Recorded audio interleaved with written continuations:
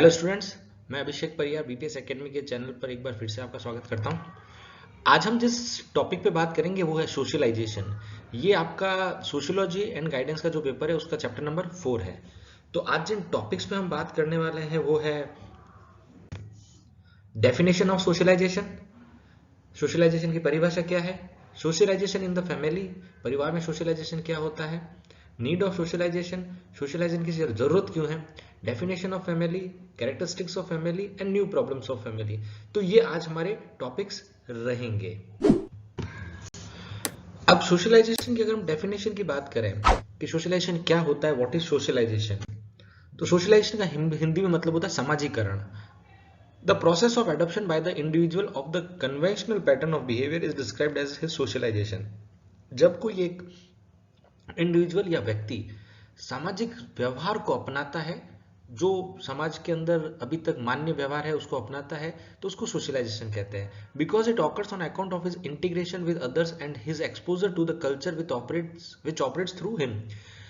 क्योंकि ये जो बिहेवियर होता है ये उसका दूसरों के साथ जो व्यवहार होता है उसके साथ सामंजस्य से बैठाना होता है, उसके साथ इंटीग्रेशन करना होता है, और जिस कल्चर में जिस संस्कृति से वो आता है वहां पे किस तरह का व्यवहार किया जाता है उसको अपनाना होता है। The child develops according to the environment in which he lives. एक बच्चा वैसा ही व्यवहार डेवलप करेगा जैसे वातावरण में वो रहता है। तो सोशलाइजेशन मतलब होता है सामाजिकरण। सामाजिकरण का मतलब होता है हम जिस समाज में रहते हैं, हम जिस वातावरण में रहते हैं, उसके रंग ढंग, उसके व्यवहार, उसके बिहेवियर को अपनाना, ये सोशलाइजेशन कहलाता है। और जब हम इसको अपना नहीं पाते हैं तो वो बिहेवियर एक्सेप्टेबल बिहेवियर नहीं होता है। अब आता है role of family in the socialisation. परिवार का क्या योगदान है सोशलाइजेशन के अंदर, परिवार किस तरह से सोशलाइजेशन के अंदर हमें मदद करता है।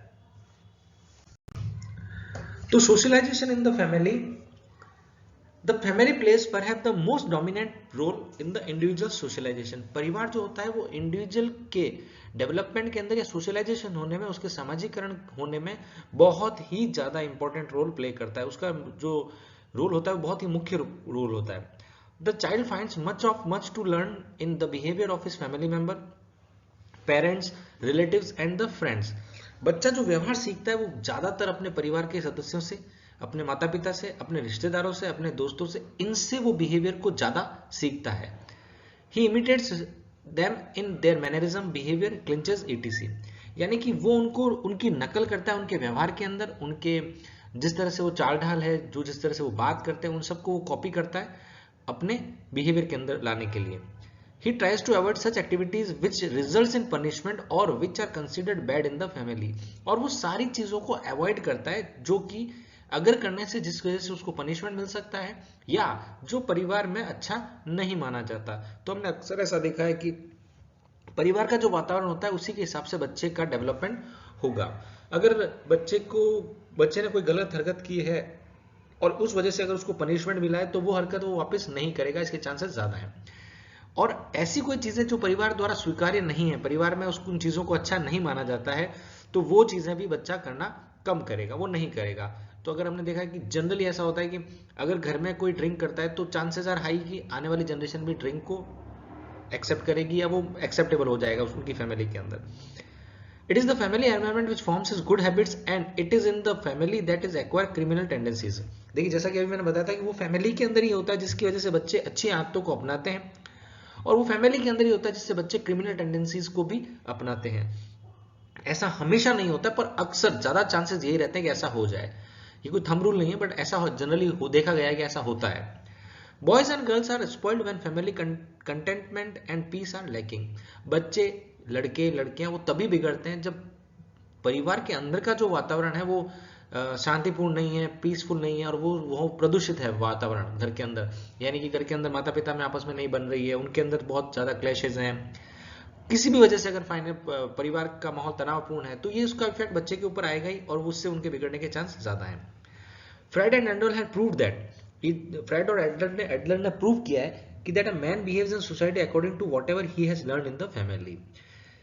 ये इसका पूरा सार है कि एक बच्चा समाज में वैसा ही व्यवहार करेगा जैसा उसने अपने परिवार से सीखा है। इसलिए हमारे हम अक्सर ये बातें सुनते हैं कि एक बच्चे को देखकर हम उसके परिवार के परिवेश के बारे में बता सकते हैं, उसके परिवार के बारे में बता सकते हैं, उसके माता पिता के बारे में बता सकते हैं कि उसके माता पिता कैसे होंगे। और एक बच्चा परिवार समाज में जैसा बिहेव करता है, एक्चुअली में वो अपने परिवार को उसमें दर्शाता है।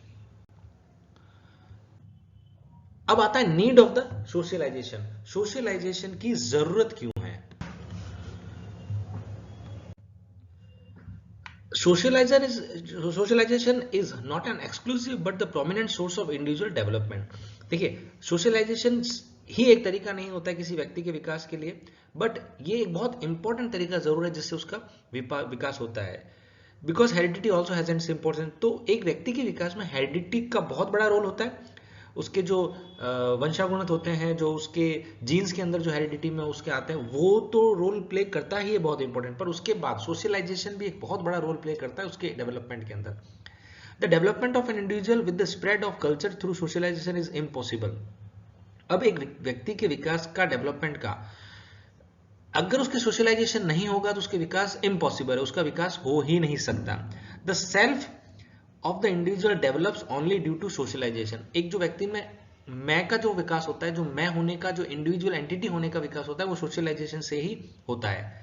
The problem of man socialisation is very complex and it has not yet been completely solved in any human society. जो एक मनुष्य का सोशलाइजेशन का जो डेवलपमेंट है वो बहुत कॉम्प्लेक्स है और वो अभी तक सुलझाया नहीं गया है कि किन किन चीज़ों से क्या क्या इफेक्ट आता है और किस तरह से ये बहुत ज़्यादा इफेक्ट करता है। पर हमें ये ज़रूर मालूम है कि सोशलाइजेशन का इम्पैक्ट बहुत ज़्यादा होता है।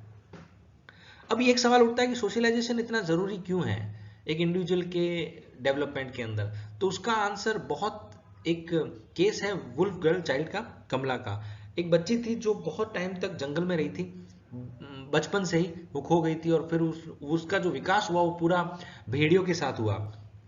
तो आगे जाकर ये देखा गया कि उसके अंदर जो मनुष्य की जो आदतें होती है वो थी ही नहीं।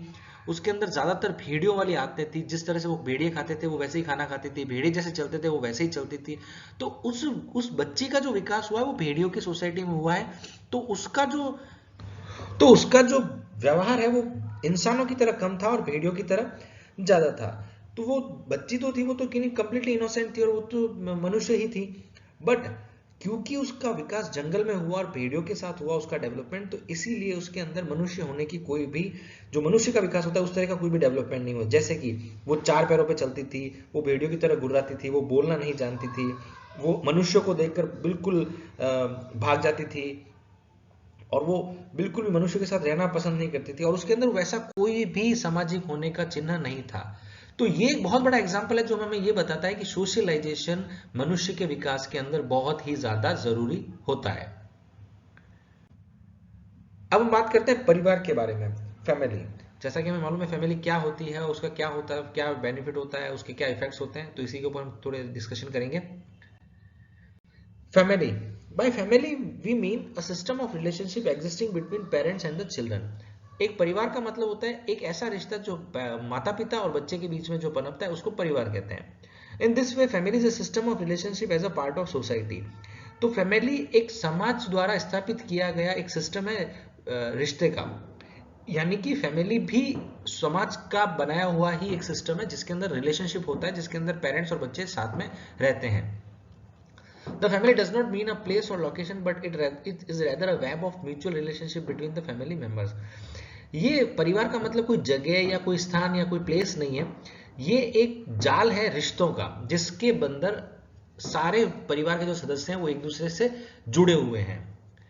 In order to constitute a family, the sex relationship should necessarily be permanent and definite enough to allow for the procreation or children and to allow for appropriate arrangement of their upbringing।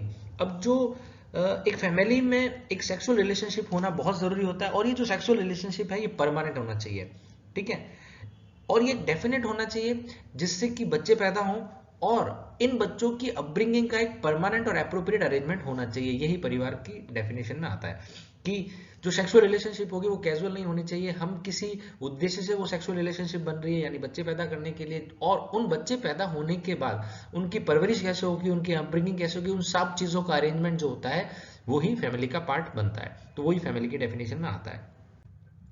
अब हम बात करते हैं characteristics of family. Family के characteristics क्या क्या होते हैं। पहले हम कुछ जनरल कैरेक्टरिस्टिक्स की बात करेंगे। डिफरेंट फॉर्म्स, इसका मतलब होता है विभिन्न स्वरूप। अब देखिए, परिवार में परिवार का जो निर्माण होता है उसमें अलग अलग स्वरूप हो सकते हैं विवाह को लेकर। जैसे कि एक विवाह, कहीं कहीं कुछ समाजों में बहुपति पत्नी विवाह विवाह भी होता है, सामूहिक विवाह भी होता है, स्वरूप विवाह भी होता है। तो अलग अलग तरह के विवाह होते हैं, पर ये सारी ही चीजें फैमिली में आएगी। अगर एक व्यक्ति ने 2 विवाह किए हैं तो वो भी उसकी फैमिली का ही पार्ट माना जाएगा और वो भी फैमिली की तरह ही ट्रीट किया जाएगा। और जहाँ एक विवाह होता है वहां भी फैमिली की तरह ट्रीट किया जाएगा। तो ये डिफरेंट फॉर्म्स होते हैं जिसको लेकर हम फैमिली के लिए बांध सकते हैं। फिर आता है कॉमन रेजिडेंस, ये होता है सामान्य विवाह, यानी कि सामान्य परिवार एक निश्चित निवास अथवा घर में रहता है, अर्थात जिसमें एक सारे परिवार के जो जितने भी सदस्य हैं वो एक साथ रहते हैं। कॉमन रेजिडेंस यानी कि सारे मेंबर्स का जो एक पता होता है, जो रहने का स्थान होता है, वो कॉमन होगा, एक ही होगा। फिर होता है मीटिंग रिलेशनशिप। ये मीटिंग रिलेशनशिप मैंने जैसा कि अभी पहले बताया था कि एक स्त्री और पुरुष के बीच में विवाह के थ्रू एक रिलेशनशिप बनता है, जिसमें उनको एक ऑफिशियली परिवार को आगे बढ़ाने के लिए और एक मीटिंग रिलेशनशिप बनती है, जिसके अंदर वो सेक्स करके परिवार को आगे बढ़ाते हैं, बच्चे पैदा करते हैं और फिर उनकी अपब्रिंगिंग की एक जिम्मेदारी लेते हैं। फिर आता है सिस्टम ऑफ नॉमिनक्लेचर। अब ये होता है कि प्रत्येक परिवार में वंश नाम की एक व्यवस्था पाई जाती है, जिसको हम बोलते हैं कि हर परिवार का एक हमारा जो सामाजिक परिवेश है, जो सामाजिक स्ट्रक्चर है, वो इस तरह का है कि हर परिवार अपने वंश को आगे बढ़ाने की कोशिश करता है, अपने नाम को आगे बढ़ाने की कोशिश करता है। तो ये भी परिवार की डेफिनेशन में आता है, ये भी परिवार का एक कैरेक्टरिस्टिक होता है कि जो परिवार के वंश को आगे बढ़ाएगा, जो उसको वो ही परिवार का फैमिली का मेंबर कंसिडर होता है। इसके बाद हम आते हैं कुछ और डिस्टिंक्टिव कैरेक्टरिस्टिक्स के ऊपर, यानी कि विशिष्ट विशेषताएं। उसके अंदर सबसे पहला है nuclear position in the social structure, यानी कि सामाजिक संरचना में केंद्रीय स्थित। समाज की संरचना परिवार पर निर्भर है। इसका कारण यह है कि परिवार ही नए सदस्यों को जन्म तथा उन्हें समाज के अनुसार सामाजिक बनाने की महत्वपूर्ण भूमिका निभाता है। यानी कि समाज के अंदर जो नए मेंबर्स आएंगे, जो नए इंडिविजुअल्स आएंगे, जो सदस्य आएंगे समाज के अंदर नए, वो परिवार के थ्रू ही आ सकते हैं। और ये परिवार की ही जिम्मेदारी होती है कि उन जो नए सदस्य आए हैं समाज के अंदर, वो सामाजिक हों, वो समाज में रहने लायक हों। फिर इसमें दूसरा कैरेक्टरिस्टिक्स की आती है कंस्ट्रक्टिव इन्फ्लुएंस, यानी कि रचनात्मक प्रभाव। अब परिवार को सामाजिक प्राथमिक समूह कहा जा सकता है। जो परिवार होता है वो बच्चे की लाइफ के अंदर एक पहला जो ग्रुप कह सकते हैं, समूह के रूप में कहा जा सकता है, तथा मानव का जन्म, समाज, उसका विकास भी परिवार में ही होता है। इसका कारण यह है कि परिवार ही नए सदस्यों को जन्म तथा उन्हें समाज के अनुरूप बनाता है।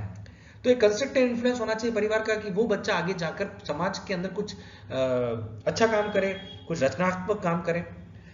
नेक्स्ट आता है लिमिटेड साइज। अब परिवार का आकार छोटा होता है और कोई भी व्यक्ति अपनी इच्छा अनुसार किसी भी परिवार का सदस्य नहीं बन सकता है। यानी कि मैं चाहूं तो किसी और के परिवार का सदस्य नहीं बन सकता, मेरा जो परिवार है वो मेरा ही रहेगा। तो इसकी साइज बहुत लिमिटेड होती है। परमानेंट एंड टेम्पररी नेचर, परिवार सीमित भी है, सदस्य भी सीमित होते हैं, एक और अस्थायी हो सकते हैं, क्योंकि सदस्य जाके अपना परिवार जब आगे बढ़ाएंगे। तो एक तरह से परमानेंट टेम्पररी दोनों नेचर इसके अंदर पाए जाते हैं। फिर आता है फॉर्मेटिव बेसिस, यानी कि भावात्मक आधार। परिवार के सदस्य सब जितने भी सदस्य होते हैं परिवार के, वो एक दूसरे से भावनात्मक रूप से जुड़े हुए होते हैं, जिसमें भाई बहन का संबंध होता है, पति पत्नी का होता है, पिता पुत्र, माता पुत्री, ये सारे रिलेशनशिप होते हैं, जो मैंने पहले बताया था कि एक जाल की तरह होता है, रिश्तों का जो जाल होता है उसकी तरह होता है। अब इसमें रिस्पॉन्सिबिलिटी ऑफ मेंबर्स, हर सदस्य की कुछ जिम्मेदारियां हैं, कुछ रिस्पॉन्सिबिलिटीज हैं कि उसको क्या करना है, परिवार में उसका रोल क्या है, वो क्या काम करेगा। इसमें बड़े कुछ हमें सेक्रीफाइसेस भी करने पड़ते हैं, कुछ एडजस्टमेंट्स भी करने पड़ते हैं, और उसी से परिवार आगे बढ़ता है। तो ये भी परिवार की एक विशेषता होती है।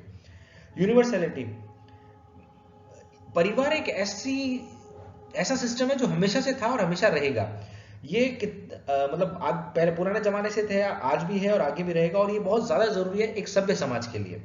तो इसकी एक्सेसिबिलिटी, यूनिवर्सैलिटी है। सोशल रेगुलेशन, अब जो परिवार होता है वो भी समाज के जो रेगुलेशन है, जो प्रथाएं हैं, जो मूल्य हैं, उन्हीं के अंतर्गत रहना पड़ेगा उसको, और उन्हीं के अंतर्गत वो अपने परिवार के सदस्यों को तैयार भी करेगा समाज के लिए।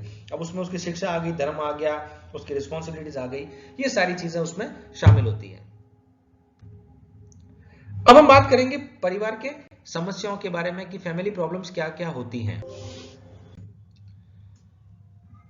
अब न्यू फैमिली प्रॉब्लम्स की अगर हम बात करते हैं तो सबसे पहले आता है problem of adjustment of husband and wife, यानी कि पति पत्नी के बीच में जो एडजस्टमेंट की प्रॉब्लम होती है वो नए परिवारों के अंदर आजकल ये प्रॉब्लम बहुत ज़्यादा हो रही है। अभी ये परिवारों की नई समस्याएं हैं। प्रॉब्लम ऑफ सेक्सुअल एडजस्टमेंट की प्रॉब्लम होती है, जिसमें जो सेक्सुअल नीड्स होती हैं वो फुलफिल नहीं हो पाती हैं, सेक्सुअल डिजायर्स फुलफिल नहीं हो पाती है हस्बैंड वाइफ के बीच में। तो ये भी एक नए परिवार की एक नई समस्याओं में से एक है। Marriage based on romantic love. अब the third major problem that confronts family is that marriage being based on romantic love. After marriages of this nature, when the dreams of the husband and wife do not materialize in the family, they are seriously frustrated. जब कोई love marriage romantic relationship में आके अगर कोई शादी की जाती है जिसमें हम एक दूसरे को अच्छी तरह से नहीं समझकर सिर्फ रोमांस के बेस पे या उसके फिजिकल अट्रैक्शन को देखकर अगर हम मैरिज करते हैं तो वो रिलेशनशिप भी फैमिली ज़्यादा लंबे टाइम तो नहीं चल सकती, क्योंकि वो फैमिली एडजस्टमेंट नहीं कर पाते, क्योंकि उनका जो प्राइमरी रिलेशनशिप में आने का जो प्राइमरी गोल था, जो मकसद था, वो सिर्फ एक लुक था और एक दूसरे के प्रति आकर्षण था, और वो खत्म हो जाएगा तो उसके बाद रिलेशनशिप नहीं बढ़ेगी। तो ये एक बहुत बड़ी प्रॉब्लम है नए फैमिली प्रॉब्लम की। फिर आती है ब्रोकन मैरिजेस प्रॉब्लम, शादियां जो टूटती है, जो विच्छेद होते हैं उसकी वजह से बहुत सारी चीजें जिम्मेदार होती हैं, स्ट्रेस है, एक्सपेक्टेशंस हैं, ये सारी चीजें हैं जो ब्रोकन मैरिजेस, ये भी एक बहुत बड़ी प्रॉब्लम है। फिर प्रॉब्लम्स ऑफ वर्किंग वुमेन।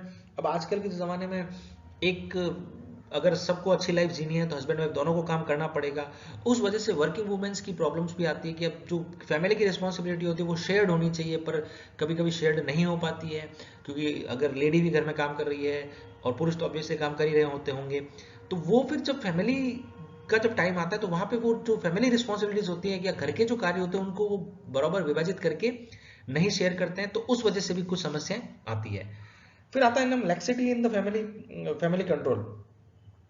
अब मॉडर्न फैमिलीज में एक दिक्कत आती है कि जो कंट्रोल है वो अब डिक्रीज हो चुका है घर के मेंबर्स के ऊपर। हर मेंबर अपने आप को अलग समझता है, परिवार का सदस्य नहीं समझता है, वो परिवार से अलग अलग रहता है, इस वजह से उनका कंट्रोल नहीं होता है। फिर नेक्स्ट है फैमिली कॉन्फ्लिक्ट। बहुत सारे रीजन हो सकते हैं जिसकी वजह से फैमिली कॉन्फ्लिक्ट होता है। फिर अगला रीजन आता है लोअर बर्थ रेट। अब इसके बहुत सारे रीजन है, बच्चे कम पैदा होते हैं, लेट मैरिजेस हो रही हैं, बच्चों को बर्डन समझा जाता है तो बच्चे जल्दी प्लान नहीं किए जाते हैं, तो ये सारी चीजें हैं और यही सारी चीजें आजकल के जो मॉडर्न फैमिलीज हैं उसकी प्रॉब्लम्स में आते हैं। Thank you. मुझे उम्मीद है कि आपको ये चैप्टर समझ में आया होगा और आज हमने सोशलाइजेशन के ऊपर जो बात की वो टॉपिक आपका क्लियर हो गया होगा। इससे संबंधित अगर आपके कोई भी क्वेश्चन होता है तो आप मुझे कमेंट में करके बता सकते हैं, मैं ट्राई करूंगा अगले वीडियो में उनको कवर करने की। और अभी मेरे को बहुत सारे और मैसेज आ रहे हैं कि मुझे और वीडियो बनाना चाहिए, एग्जाम के इंपॉर्टेंट क्वेश्चन है, तो मैं जल्दी वो भी वीडियो बनाने की कोशिश करता हूँ। तो thank you for listening to me, thank you, do subscribe our channel and share with other people, thank you.